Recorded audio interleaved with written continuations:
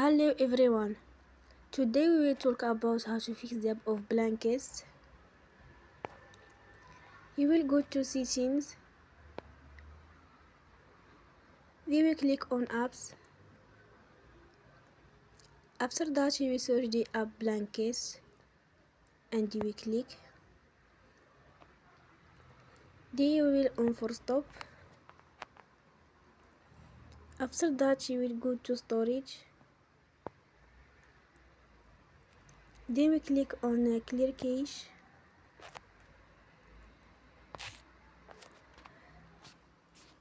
In the end, you will turn off your Wi-Fi and you will turn again. Don't forget to support us by like and subscribe. See you next time and thank you for attention.